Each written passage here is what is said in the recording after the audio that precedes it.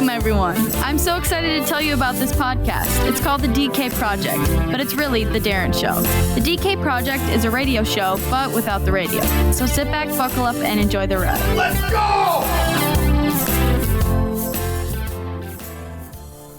Welcome back to the DK Project. Listen up, all you Project fans. I got a hot one for you here today. Hold on a minute. Let me take care of this first. All right. Now that my seatbelt is securely fastened, sit back. Listen to this one. This is a crazy story. What a fun time we had with Lisa. She is a great guest. She is an author with a new book coming out called I Am That Girl. Lisa Bagby zooms in for today's podcast. It's a little bit longer one, but boy, what an adventure. It is a fun little story. So make sure you sit back and enjoy the show. Without further ado, Lisa Bagby.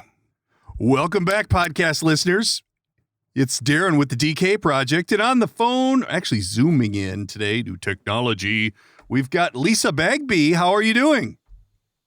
I'm doing great. Thank you for having me.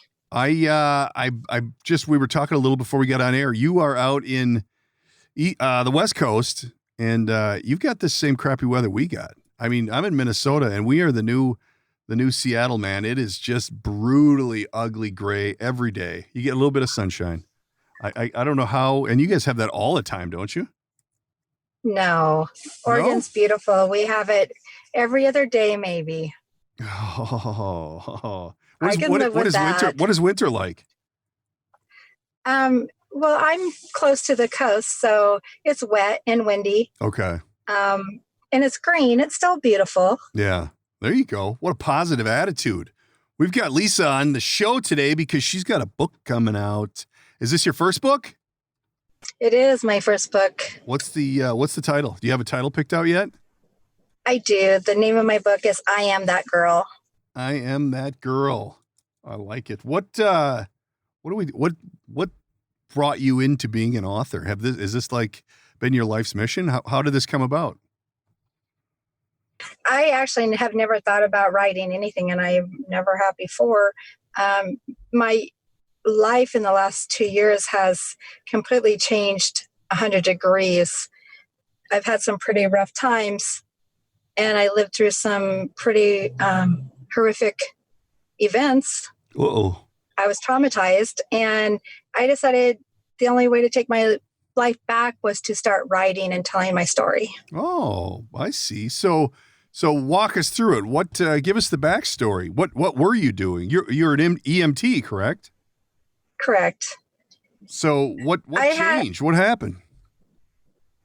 I had a fairy tale life. I lived on a farm, a ranch with lots of animals, had a great job. I had a great husband, the love of my life.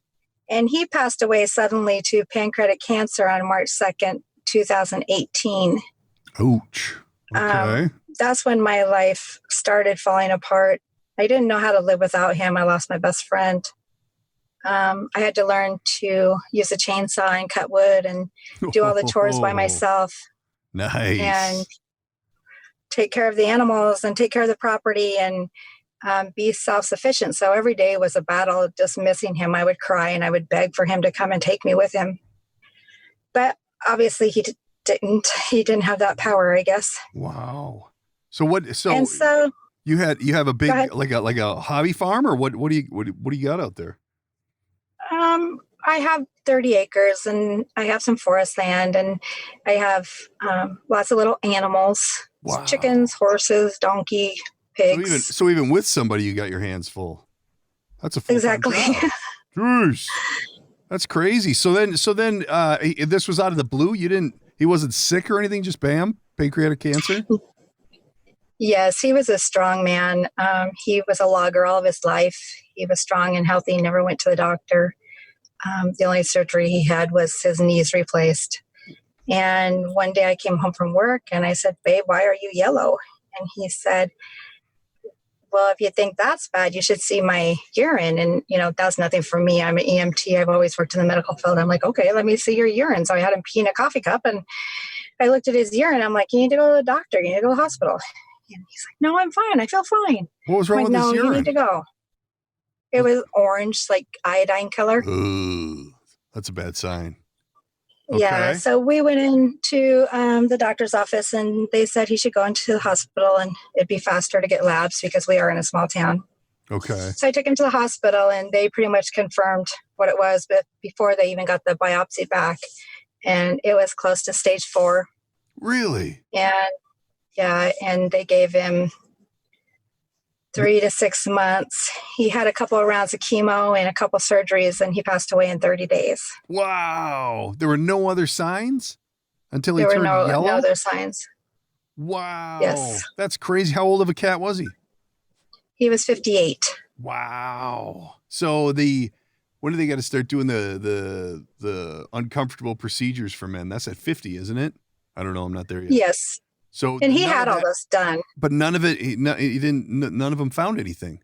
That's crazy. No, he even had a bone scan done a couple months before this diagnosis. Nothing showed up anywhere. Really? Wow. Yes. So then 30. Oh. So walk me through that. I mean, I obviously. Wow. Is this what the book is about?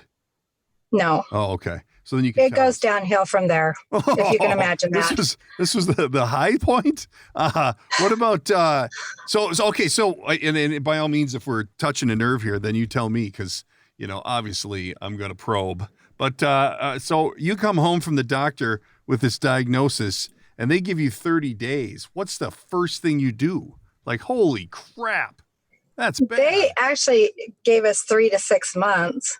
Okay. Okay. 3 to 6 months. So what do you, so do you make a list? Here's the things I got to do? Or do you just say, that's bullshit. I think, I'm going to outlive that. He was quiet. He just basically was quiet. And I'm like, this is not going to happen. There's no way. There's no cancer in your family. You're healthy. You can fight this. We can fight this. I will stay home with you. I took leave. I stayed home with him every day. I read everything. I did everything I could to try to learn about it. We did, like I said, 2 rounds of the strongest chemo that he could stand. So do you change your diet and your, aside from chemo? I got a buddy who's going through it right now. And it's not chemo. They gave him radiation to where he's like glow in the dark. He's like a nuclear power plant right now. But so they give him chemo, and then you're stuck at home going through the downside of that. Or, I mean, what are you doing? This is crazy. Well, he had the chemo and it stayed with him at home for 7 days. So he would go with it for 7 days and without it for 7 days, and then had it back again for 7 daes. And losing all of his hair and going through all the nasty stuff that chemo does to you. Geez, everything happened so fast. He lost 60 pounds in a month. Wow. All Really? I could do was get him to drink tea, maybe. He slept a lot. He wasn't in any pain, but he was just tired and he just withered away. I would have to shower him and toilet him. Oh. It was a very difficult time. Wow. So how long did he make it after the diagnosis? 30 days exactly. He stayed home and I took care of him.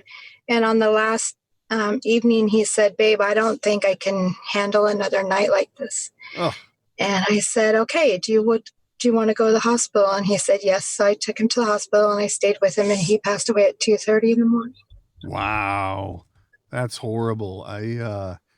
Wow. That is incredible. What do you, so how long were you married?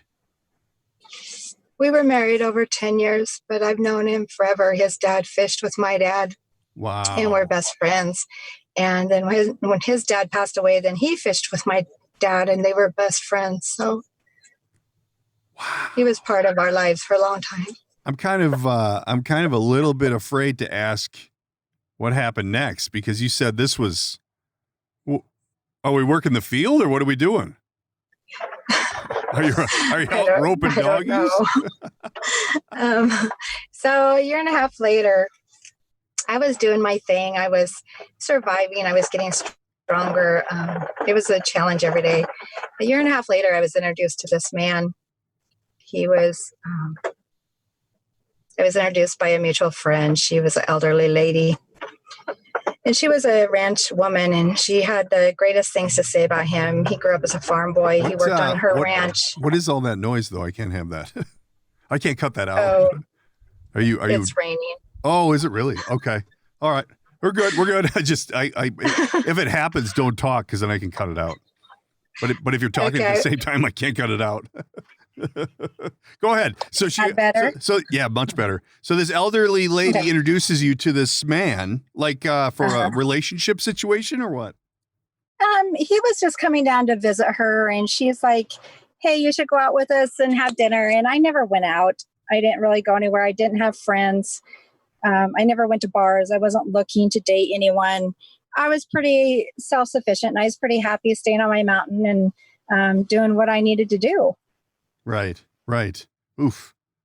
So then what? So I agreed to go with them, and I met him. He worked on her ranch for years, and then he got a job driving a train. Got what? Got a job driving a train. Was he in the railroad field? Yes, he was a train engineer. He went to school and became a train engineer. Did he wear the hat all the time? Not that I saw. He did not have the little hat. Okay. He could have had the hat in that black bag, though. I'm not sure. I never went through the black bag. Oh, what's the black bag? Well, we'll get to that point. All right. I can't tell you everything. Okay. So I met him, and he wasn't a handsome guy. He was not someone I would have ordinarily considered dating, but he was very, very kind, probably the nicest man that I've ever met. And so he befriended me, and we were friends for about 2 months before I decided to give dating a try with him. It was easy. He was a big guy, and he would hold me, and I felt safe. And I hadn't felt that way since my husband passed away. And he said all the right things and did all the right things. And I loved him as a friend. I loved him as a lover, and I trusted him, and I believed in him. I had no reason not to. It's that time again, folks. Time to enjoy summer. And what's more summer than ice cream? The Lost Lake Creamery is open. We have made some changes for your safety during these difficult times, but we still have 24 flavors of ice cream, shakes, malts, and root beer floats. Check out our new website at lostlakecreamery.com. You can bike, boat, walk, drive, however you want to get here. We are located at 5575 Shoreline Drive, just off the Dakota Bike Trail in the Harbor District of Mound, at the end of the Lost Lake Channel on the north end of Cooks Bay of Lake Minnetonka. Open every day. Stop in and see us today. And remember, ice cream fixes everything. Welcome back to the DK Project. All right. And then, dun, dun, dun, dun. And then, okay, so I saw him maybe twice a week. He drove a train from the Seattle area to Portland, stayed the night at the ritziest motel the railroad provided him with, and he would drive it to Walla Walla, which was his hometown, and then back again to Portland, and then back again to the Seattle area. And he had lots of money. He gave me his Toyota Tacoma to drive to meet him because, I didn't leave my mountain. And I with him, my tears dried up, and I wanted to adventure off. I didn't want to just sit there on the mountain and die. I wasn't old. I had to get out. And with him, we had great adventures. Nice. Okay. So, I never met any of his friends. I never met any of his family. He never asked me to, but it never came up because it seemed like the time that we had together was well spent having fun, laughing, hiking, road trips, swimming, kayaking. There was never a dull moment. There wasn't enough time to say, hey, do you want to go home and meet my parents? Plus, we were adults. And I never introduced him to my dad. It just never came up. It was a 2.5-month relationship. Ooh, okay. So nobody's met this guy. You haven't been around anybody. So is this person real? Dun, dun, dun, dun. Yes, the only person that I introduced him to was my 20-year-old son, who still lived at home at the time. And my son was working, and also he was going to college. Okay. And he really liked him as well, and believed in him and trusted him, and he befriended him as well. Okay. There was nothing to dislike about this guy. All right. I was just looking for somebody who could pinpoint him, like identify that this wasn't a make-believe thing. That sounded like where we were headed. Well, we kind of are. All right. You're much better. You're much better at this than I am. No, go ahead. Now what? Okay, Your son's met him, and you guys are having a fun old time. And I still like the idea of driving the train. You know how much money there is in the railroad world? Woo-hoo-hoo-hoo. That's legit. You know, I can only imagine from his emails and what some of these railroad workers were into. I can only imagine how much money there's in it. But that's a different story. That's a different chapter. Book number 2. So anyway, on September 1st, he went missing. All right. He got up out of my bed. And he had the strangest look on his face. Was he living at your house already? No. Oh. We would see each other one or 2 days a week, usually 2 days. And it was a sometimes sleepover. we would be everywhere. And this was like Labor Day weekend or something, the 3-day weekend. We had big plans, do big things, hike and all kinds of stuff. And so he woke up the morning of September 1st. After I woke up, I looked at his phone. I'm like, oh my gosh. And he jumps out of bed. He kind of tosses his phone at me, doesn't hit me with it, just an urgency to get the phone out of his hands like it was a hot potato. Okay. And he had this look on his face that scared me. I was frozen. I've never seen this look. I've never seen these eyes. I've never seen this person. He's never made me feel that way before, but I felt like something was drastically happening. Uh-oh. And so he put on his shoes and his black pants are beside the bed from the day before. And he grabbed that black work bag, duffel bag. Mm-hmm. And he walked out of my house, and I watched him walk up my driveway until I couldn't see him anymore. And I laid there frozen. I didn't know what was happening. I was startled. I was a little scared to move. I don't know what I was thinking. It was just weird. It was the weirdest gut feeling. It was just a horrible feeling. I couldn't get up. I didn't get up for a couple hours. What could have happened? Well, I picked up his phone. Uh-oh. It wasn't locked or anything. And there's hundreds and hundreds and hundreds of emails dating back from 2012. Vile emails, illegal stuff going on. Stuff that I didn't even understand, that I would have to Google some of the language to find out what they were talking about. Pictures of people, men that look like women and women that look like men, and people that look really young. And he went by at least 10 different names. Really? Were these emails or what are we talking about? Yeah, these are emails. And Weirdo alert. I was just in shock. And you knew nothing about this up to this point? No. Uh-oh. And so I got myself together a little bit. And I asked my son, I'm like, what is this? What is going on? And he's like, oh my gosh, Mom, I'm so sorry. What a sad life. And he's like, he was beside himself. And he's like, what do we do? I'm like, well, I'm kind of scared to go outside. Yeah. This person is in my house. He left with this look on his face that I've never seen before. This person that I don't know, obviously. I live on a mountain alone, no close neighbors, and I was kind of scared to go outside. Uh-oh. And so I looked at, he always talked about, he grew up with this guy named Nick, and it was his best friend. I never met him. So I called Nick and I told him what had happened and that he was missing. He was gone. And I didn't feel like, I was kind of scared to go up on the mountain and look for him at that point. So he left, and did he drive or did he leave on foot? No, he left on foot. Both of his vehicles were still in my front yard. All right. And so I called the sheriff's office and they're like, well, we're not going to come looking for him today. We'll be out tomorrow. I'm like, okay. So I kind of walked around on this side of my mountain, yelling at him, yelling for him, telling him that everything was okay. Come back and talk to me. I learned that he had a second phone that I never knew about. So I would call the second phone number and try to get a hold of him. It did ring a couple times, but there was no answer. And then it just went dead. It was like it was shut off or something. Wow. How'd you find that phone number?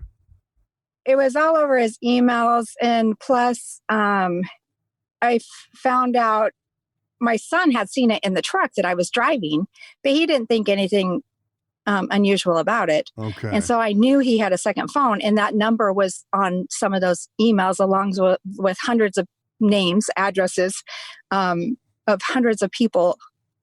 It was craziness. He never deleted anything. 2012, dating back to 2012. Cuckoo bird. All right. And so how much time goes by when the sheriff says, we'll get out there tomorrow? Like, they whatever, we'll get there when we get there? What kind of town are you living in?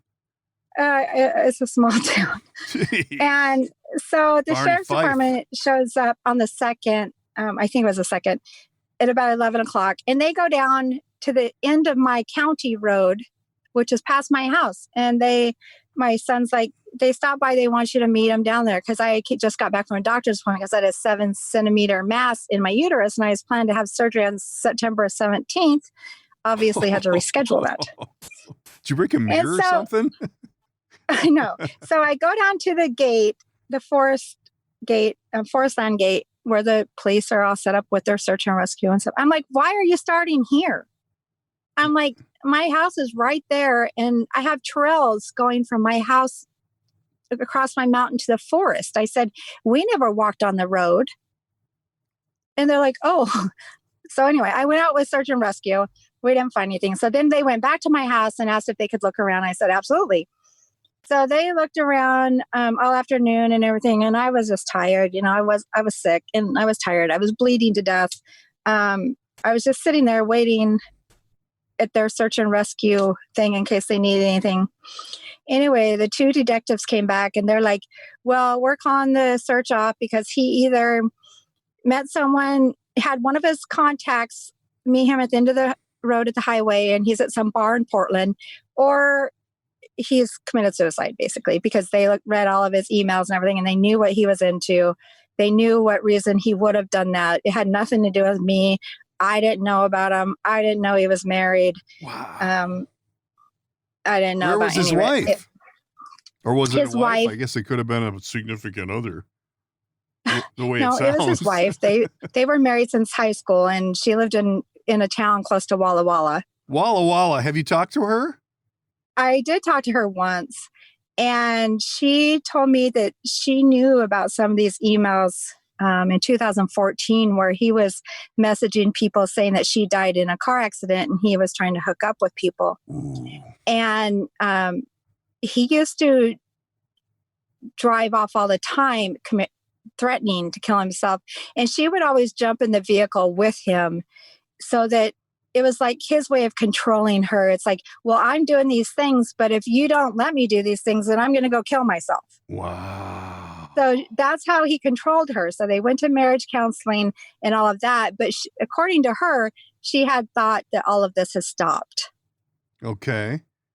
So when he wasn't at your house, he was at her house? I would like to know where he was. I don't have those answers. I never questioned him. I didn't think I had to. I didn't think that I had. He drove a train. Obviously, he could pass any background check or that there was, or any drug test or anything else. Did we ever see him on the train? Did we ever see him on the train? Oh, yes. I know he drove the train because sometimes I would drop him off at the train place for his shift. And then I would pick him up in Portland after he got off the train. I carried the black duffel bag to and from the motel room for him sometimes. It was a heavy bag. I don't know what was in the bag. I never looked in the bag. I didn't know I had to strip search the guy to realize who I was dating. You should have went in the bag. Ugh. All right. So I know. We didn't go in the bag. All right. We can't change that. We're just going to deal with it. Never went in the bag. Never looked at the phone. There never was no called red the wife. I didn't know about the wife. Okay. So I don't mean to laugh, but it's funny looking back at it now because there's a few clues here you missed. The black bag. There were no clues. You always look in the bag. So anyway, It was his work bag. Sure it was. He never wore the hat. This time, if he would have had you. the hat, that would be different. But if he doesn't have the hat, maybe he was just riding the train. Maybe he was running drugs on the train. I don't know. I haven't heard that part of the story yet. All right, continue. Continue where you were. We now know there's a wife, and does she know about all these other little weirdos on his phone? Well, she said she saw a few of them where he said that his wife died and he was trying to hook up with people. And they went to marriage counseling and she thought that was the end of it. Okay. All right. So then what? So then, I don't know, a week later, I called the sheriff's department again because these Seattle railroad workers were harassing me. They were his friends. They were probably, some of them were involved in whatever he was involved with. These are full grown men and why are they harassing you? They're texting me. They're calling me. There's 50 of us and there's one of you. The reports were that I murdered him. The reports were that he was found buried on my property. There was all these false reports that started right here in my hometown from the reporter right here in my hometown that reported that he was buried on my property. Was he? He later had to redact that story, but he didn't redact the hard-hitting questions. Was he? No. So where is he? He had to redact that story, but he didn't redact it saying, I'm sorry I falsely reported. I'm sorry I lied. I'm sorry I didn't even interview her or even ask to interview her to get the truth. I just went with these lies that these bully, harassing Seattle guys were telling everyone in my small town when I'm the only one that was looking for the guy. I never stopped looking for him for 17 days. Wow. And you found no leads, nothing, no clues, nothing? Well, when the week later I called, wandering aimlessly in the woods for 17 days. You got nothing? No. Okay. So I called the sheriff's office and I'm like, I need you guys to come pick up these vehicles. I have $100,000 worth of vehicles sitting in my driveway. I have them chained together with a logging chain with a padlock because of these Seattle guys harassing me. I don't know what's in the vehicles. They've never been searched. Oh. I'm responsible for them because they're sitting in my damn yard. Yeah. I don't want them. I want them gone, but I don't know what to do with them. I don't know who to give them to. I don't know what I'm supposed to do. So I called the sheriff's office. I'm like, I want you to come get these. I want you to come get his wallet, his cell phone, his keys. I want everything out of my house because I was scared. He didn't have his wallet? He left everything at my house. And the first time the sheriff's office came, they didn't take anything. They called off the search and rescue. They knew that what he probably had done. They left everything at my house. Okay. So a week later, I called and asked the sheriff's department to come get everything. So they did. And they're like, do you mind if we look around again? I'm like, sure. So they did. And they left again. And so I had thought when they search your property, you think they search your property, correct? Yeah, you'd think. Well, they searched like 1/4 of my property. They didn't search my house. They didn't search my shop. They didn't search the vehicles. They searched 1/4 of my property where I had a couple test holes dug by a local contractor to see if I had the right rock content for a rock quarry. Okay. So they searched on those two spots that were previously dug, in February, March by a local contractor who verified that's what the holes were. Okay. So 1/4 of my property was searched. Well, for 17 days, I searched, like I said, I live on a dead-end road that is connected to thousands of miles of forest land. There's no motorized vehicles up there. You can walk forever and never see a person. There's bears and cougars and everything else, but that's where I hike. That's, I leave my problems at the gate and I go hiking all day. That's the way I live.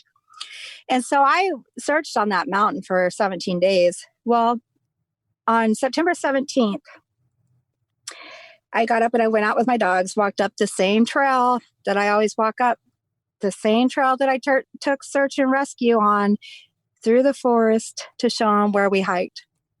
Well, my dogs got very excited. They ran into the bushes. And I'm thinking, oh, Lord. And there's no birds or anything. And I called them back and they were very excited. So I let them go again. And I crawled in the brush because it's very thick, dense brush, lots of blackberries. And I don't know if you've ever crawled through blackberries, but it's like crawling through razor blades. Really? No, I haven't. And so I followed my dog's trail about only 100 feet from my hiking trail. And I got to a place where I could stand up and I smelled this horrible smell. It was a horrific smell that I've never smelled before. And remember, I'm an EMT. I've seen and done just about everything, but this this isn't made the hair on my arm stand up.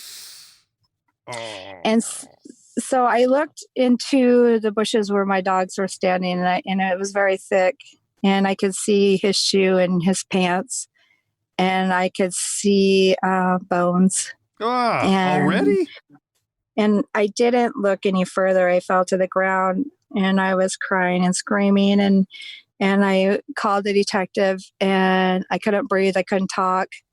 I was able to crawl back out to my hiking trail, and I was throwing up, and I was on the phone with her, but I couldn't say anything. And then once I got back to my hiking trail and started crawling up the mountain a little bit, I just sat down and I could breathe, and I got myself together a little bit. Mm-hmm. And I explained to her, all I could say, his shoe. She's like, you found a shoe? I'm like, no. And I said, I found his shoe. I saw his pants.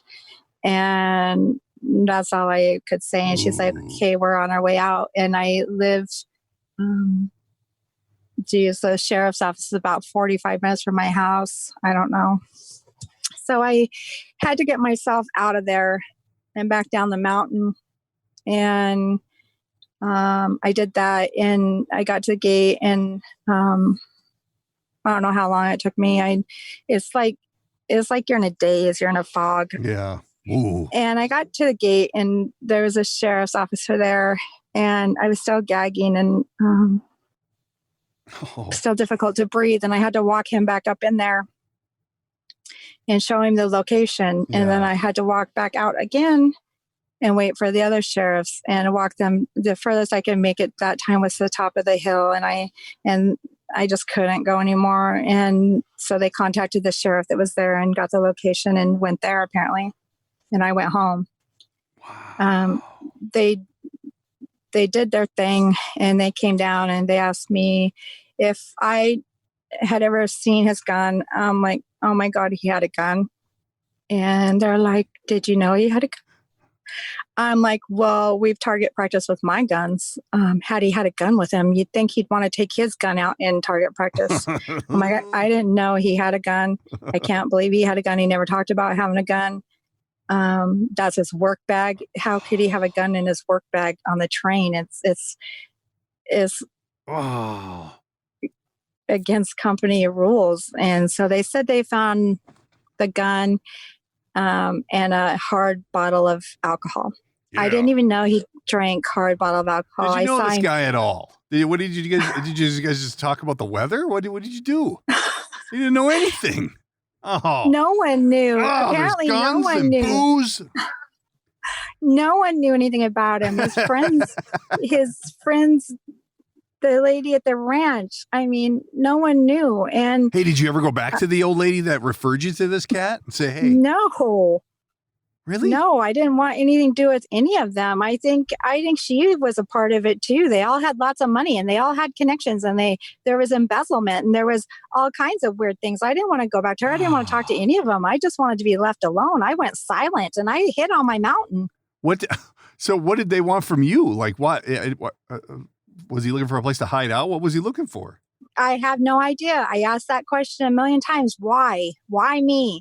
And I realized I was never going to get that answer. And I realized even if I did get that answer, I probably wouldn't like it. So I stopped asking that question. That's probably a good idea. So this was like 18 days he was gone. And so he got up out of bed, rolled out, and probably shot himself is what it's sounding like. Man, something's wrong. What? So then what? So then, The book writes itself. I mean, really, come on. no, it gets worse. It gets worse. Oh my God. Well, it's only an hour-long program. Let's get to the chase here. What? So Okay, we had cancer already. We had a death. We've had illicit emails and what else could there be? Harassment, bullying, threatening. A train gang. Working on the train. Yeah, and there was 5 of those train guys. I always call them the little circle jerk, and they were the worst ones. They would give me the hardest time. So was he like mob? Was it like like mob ties? I wish I could put a name on this person, but I can't because I don't know. You don't even know his name? I can't even read. Well, he went by 10 of them. Oh, shit. So you don't even know his name? Well, I do know his name that everyone else calls him. But anyway, ready? Yeah. Let's carry on. Hold on. Let me put my seatbelt back on. All right, go. Oh, man. So. And remember, my first 10 interviews, I cried. And then I got to a point where I started owning my story and I stopped crying.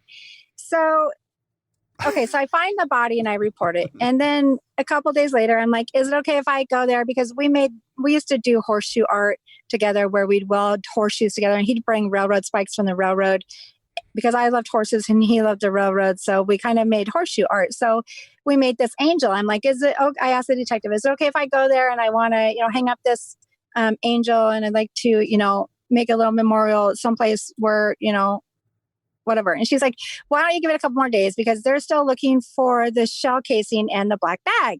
I'm like, oh my God, you're kidding me. And she said, no. I'm like, do you remember that picture of that hole I sent you?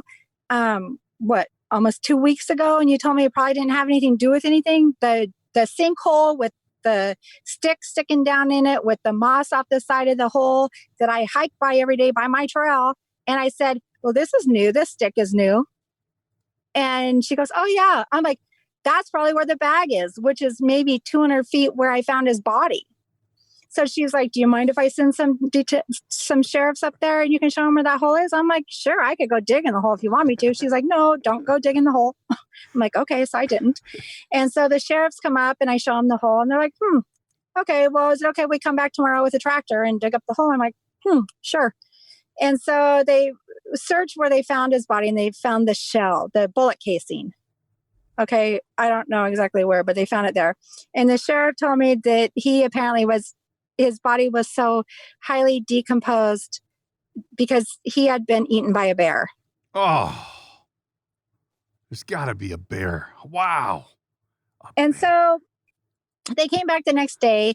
They found the shell bullet casing and they dug up the bag and they dug in the hole and they found the bag. Okay. So I'm sitting in my bedroom window waiting for them to come back down and I see the tractor come back down to my property. The hole wasn't on my property. It was through the forest, about 200 feet from my property line. And so I see the tractor come down and the 10 volunteers and the 3 or 4 sheriff's people. And I see the tractor stop. I'm like, that's weird. And you have to remember, I did take some criminal justice classes and also I took the Citizens Police Academy. I just graduated with my associate's degree in 2018. So I'm watching the tractor and everybody up there. I'm like, this is really strange. So I walk up there. The sheriffs are going through the bag in front of 10 witnesses, and I'm recording them. All right. And I called a detective. She goes, tell them to leave your property immediately. They will be dealt with. So I told the volunteers to leave. And I told the sheriffs on the recording, do your job, do it thoroughly. And then I'm asking you to leave my property. And I'm asking you not to come back. They were tampering with evidence in that bag. They're like, it's not your. I'm like, I know it's not my bag. I said, but you're tampering with evidence in front of, I counted them, 1, 2, 3, 4, 5, 6, 7, 8, 9, 10. They're like, yeah, they're here to watch over us. I'm like, protect you from me, one person? And you have 10 volunteers looking in the bag? Oh, and I have this all recorded. So the volunteers left. They zipped the bag, left some paper on the ground. I took pictures of it. I didn't touch it. The detective says, can you see what it says? I'm like, nope, I'm not touching it. I took pictures of it and sent it to her. And they took the bag down. They finally bagged it the way they should. They didn't ribbon off the hole. They covered the hole back up with the tractor. They didn't look for trace evidence. They didn't ribbon it off. They didn't look for nothing. There could be something else down that hole for all I know. Wow. I'm not going to go digging in the hole. No. So anyway, they did the bag properly, and then the police sergeant guy waved this pink inventory sheet at me. He goes, hey, Lisa, do you want to see what was in the bag? I'm like, no. I'm like, just leave it at the gate, because he was trying to coax me to go back over there. For what? Because at this, I have no idea. So he set it down, and I went and got that pink inventory sheet. And they said they were itemizing everything in that bag. I have it on recording. Really? The pink inventory sheet said they found a black duffel bag belonging to Cameron Sheldon. That's all it said. Wow. And I have this on videotape. Now, the sheriff's office left my property. I was never You were never a suspect? Yeah, I was never a suspect.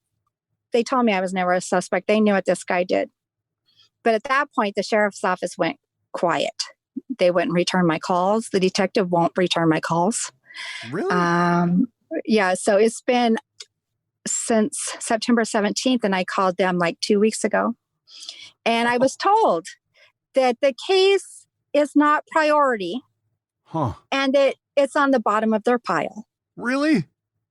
And I said, this is ruining my life. I can't even get a job. And this is not priority. I'm being harassed by these Seattle guys. They are calling me a murderer, a whore. I'm scared. I said, this is not okay. And you're telling me it's not priority and it's on the bottom of your stack. That's how much my life means. I contemplated suicide months ago after this happened. I didn't want to live anymore because I was scared. My son had to leave the property and go live in the city with his older sister. I almost killed myself, and they tell me that it's not priority. Wow. So I got up and I'm like, my life is worth it. I didn't die. And now I have a voice, and I'm going to use it. And I'm going to tell my story. And everyone that harassed me and bullied me, that's crazy. they're going to know what they did. So this is like, this is fresh. This is still like ongoing and it's not like a 10-year-old case. This is like recent, real thing. Not even a year old. So now but it's what? not They priority. just left it at that? It's not priority? It was never a homicide. It was always a death investigation. But how many people know the difference unless you Google it or unless you go to school for it? So everyone, even in my town, think that I'm still a murderer and a scarlet and a whore. And I hate going to town. I hate going grocery shopping. I hate going to the bank because I'm treated so bad. So they call me Carol Baskins. And they say I killed my husband too. Wow. So, but they couldn't tell if it was a suicide or if it was a murder? They basically came right out and said it was a suicide. But the Seattle guys said that if they ruled this a suicide, that they were going to bring in outside agencies. And so the Seattle guys were threatening the sheriff's department as well. And remember, I live in a small town. And remember, they screwed up the investigation from the beginning. But at no point you're thinking mob ties or like a bigger thing going on? Like, oh, yeah. It seems to think be that. a little bigger than Walla Walla right now. I know. This crazy. is Seattle big. But no one, like I said, the detective has never returned my call. She never even actually interviewed me. They brought one of my friends from Lincoln City Police Department to interview me. That was a detective. The sheriff's office detectives talked to me. They never interviewed me. Wow. That is just insane. Do you, and you go over all this in detail in the book?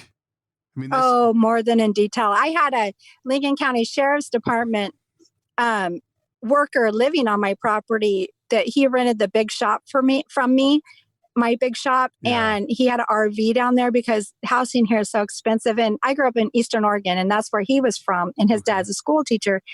And they're like, is there any way you have anywhere he can live? Because he got a job at the sheriff's office in Newport, Oregon. I'm like, sure.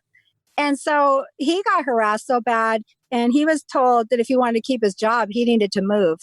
Wow. So he moved. It was reported that we were having a love triangle. So I was left alone for the very first time in my life. My 20-year-old son had to leave. My renter, who was a Lincoln County Sheriff had to leave my property. I was alone for the first time on a mountain, no street lights, no nothing. And I was scared to death. They silenced me. Wow. Really? There's something going on. There's something. Holy moly. I was going to say you should write a book, but I think you already did that. And when I did write, I was almost finished with my book, but I could never finish the last chapter. It never felt complete. And I took a break, and then I got to thinking, that's because this story isn't going to be about him. Right. He was a very small part of my life, 2.5 months. This story is going to be about me, and it's going to be about me having a voice, taking my life back, chapter by chapter. This is going to be about me empowering other people that are bullied and harassed and feel like their life doesn't matter and feel like they don't have a choice. This is about no one sitting alone. That is incredible. They when does the book come out? Well, like I said, I changed some things, and then I started with the name Waiting for the Train because I enjoyed being with him so much. I was always waiting for his train to come in. Yeah. That was our fun time. That was the fun time that I got to go off my mountain and go on adventures. I was always waiting for the train. Yeah. That makes sense. And then when I owned the story and I said, okay, I'm going to make this about what this story is really about. It's not about dirtying his name, whatever filth he had. That had nothing to do with me. This story is about me taking my life back. So that's why I changed the name to I Am That Girl, because when I wrote this book, I had to write it from a third person's perspective, and I had to start from the last chapter first. Ooh. And I always wrote her or she. I never wrote me or I, because I had to look at it because it was so painful. Wow. And so this could happen to anyone. There were no red flags. This could happen to your sister, your mother, your whoever. Oh, this could be any woman. And instead of harassing and bullying, we should be building each other up and taking care of each other to prevent this kind of horrible thing from happening. I mean, this guy could have given me any kind of disease. I was already sick. I was already broken from losing the love of my life. Wow. And he did this to me, and he knew, and he didn't care. No one cared about me. But he didn't ask to borrow any money. He didn't take anything or nothing like that. No, he had tons of money in the bank. Man, that's crazy. So he would try to buy me things like new kitchen appliances and stuff, and I would never accept anything from him. I'm like, no, I don't need them. Don't. And he never did. I never accepted anything from him. He asked me to marry him. He wanted to go to Las Vegas and get married. Wow. Where's the black bag now? Sheriff's office has, as far as I know. We got to get inside. It's never been reported on that they found it. We got to get inside that bag. We should Zoom live from the sheriff's office, getting in the bag. It'll be like Al Capone's vault, right? Right. We got to do it. That's a big key right there. I think that's book number 2, The Bag. Well, if they ever report on it, I mean, you'd think they'd have to do it. I don't think they're going to now. What's his wife say? Where's his wife? Do you call her? Let's conference her in. We can do multiple people in a Zoom. We'll save that for another day. Have you ever talked to her? I talked to her one time, like I said, and that was just when she told me she found out about some of those emails when he said that she had died in a car accident and he was trying to hook up with people, but they went to counseling and that she thought they were okay. Wow. She seemed pretty normal? Well, she seemed pretty hurt. Yeah. Yeah. So when they found him on your property. When I found him on my property. Yeah. When you found him on your property, who called her? And then what? I don't know. Oh, so many pieces of the puzzle we don't have. Man. Yes. I just called the sheriff's office, the detective. I didn't call anyone else to tell anyone else anything. So this is still, when was the last time you talked to the sheriff's department? Maybe 2 weeks ago. The ink's not even dry on the book yet. And that's when they told me that it was not priority and it was at the bottom of their stack. Oh, come on. That's crazy. I you need to keep us updated on the book and what's happening. I know you're all over right now with talking to all these other podcasts, but they don't matter. They're not going to dig into this like we are here on the project. We are diving into this. We are going to get inside that bag. I'm telling you, this is going to happen. We're going to put it on YouTube. It's going to blow up. This is probably going to lead into book number 2, maybe even book number 3. I don't know. I'm not a writer. I'm a radio guy. It's my job to put words to this thing. And this is what we're going to do. You're going to stay in touch with us. You're going to let us know when we get what our next move is. What is your next move? What are you going to do?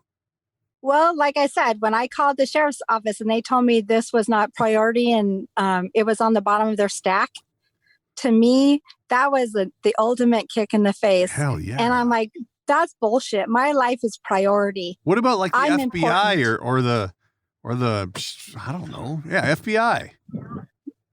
U.S. Marshals? I don't know. I have no idea. That's when I started doing these podcasts, was just 2 weeks ago after I talked to the sheriff's office, because my life matters and I have a voice and I'm going to use it. I'm not going to be silenced anymore. What is it's always going to be on the bottom of their pile. It's always going to be not priority. That is something. Well, you are on the top of our pile right now. I'm telling you that much. This is hot. This is breaking news. I feel like I'm on 2020. Like Breaking news on the DK Project. 2020. Like I'm a who's that guy in 2020? I don't even know his name. That's a chick, Barbara Walters. If I could do a Barbara Walters impression, I'd do it right now, but I can't. So Lisa, we got to wrap this thing up. We are an hour flew by. I don't feel like we got all the story either. I think there's more hiding in there. But people are going to have to get the book. Tell everybody where they can find you, where they can find the book when it comes out, how long until we have an audio version. If you need a good voiceover guy to do the audio version, I know just the guy. Okay, I'll be in contact. So you go ahead, tell people where they can find you. I kind of jump-started on this 2 weeks ago when I was told that this is not priority and it's at the bottom of their stack. And I'm like, okay, well, I'm going to make this priority.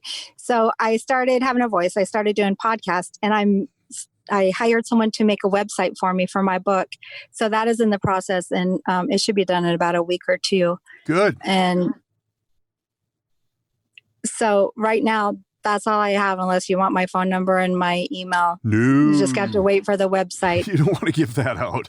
You think the trained people are a problem. The project followers will not leave you alone, but they'll get this problem solved. They'll handle this. So what is the website going to be? Do you have a domain yet? Yes, it is That Girl 1. That Girl 1. All right.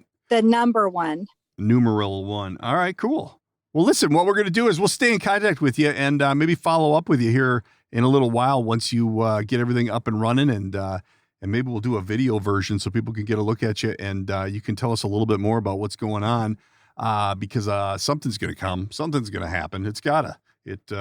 People can't just disappear. That's really weird. I think there's some mob ties. I think there's a lot going on here. So I think so too, and I'm not going to be silenced anymore. Everybody, we thank Lisa for zooming in, and stay tuned to next week. Otherwise, everybody take care, and we'll circle back round in a week or so and see what's happening. Thanks, Lisa. Thank you. That's it. That's the end. That's a wrap. Read the shtick. That's a wrap for today's episode. Don't forget to subscribe and tell all your friends. If you'd like to reach out, you can use the studio line at 612-504-6500 or by email, thedkprojectpodcast@gmail.com. And of course, there's always social media at the DK Project Podcast. Thanks for tuning in.